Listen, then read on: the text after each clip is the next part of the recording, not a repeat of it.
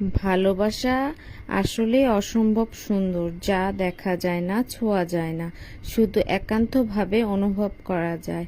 বাতাস যেমন দেখা যায় না, তবে বাতাসের শান্ত হাওয়া অনুভব করা যায়। ঠিক তার ন্যায় ভালোবাসা এমন এক অদৃশ্য অনুভূতি, যে সত্যিকারের অর্থে ভালোবাসতে জানে সেই ব্যক্তিই বুঝে ভালোবাসার অনুভূতি কতটা মধুময়। তবে নিজের মান বজায় রাখার জন্য মাঝে মাঝে দূরে থাকা জরুরি। সবাই ভালোবাসার মর্ম বোঝে না।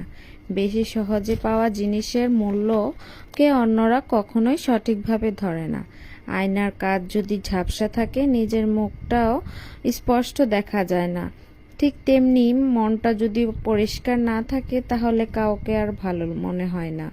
ভালোবাসতে হলে নিজের মন পরিষ্কার করুন, দেখবেন সবাইকে ভালো লাগবে। আসসালামু আলাইকুম। আপনারা সবাই কেমন আছেন? আশা করি ভালো আছেন। আমিও ভালো আছি, আলহামদুলিল্লাহ। তো শুরুতেই অনেকখানি বকবক করে নিলাম আপনাদের সাথে।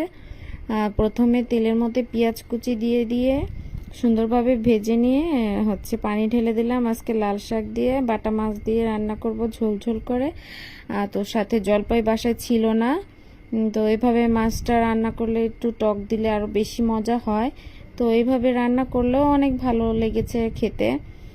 শাকটাকে কি সুন্দর করে লবণ, মরিচ, হলুদ, ধনিয়ার ফাঁকি এগুলো দিয়ে সুন্দরভাবে কষিয়ে নিয়েছি। তারপরে ঝোল দিয়ে দিচ্ছি। তো এখানে আমি এখন ঢেকে রাখবো শাকটা সিদ্ধ হওয়া পর্যন্ত। তারপরে আমি মাছগুলো দিয়ে দিব।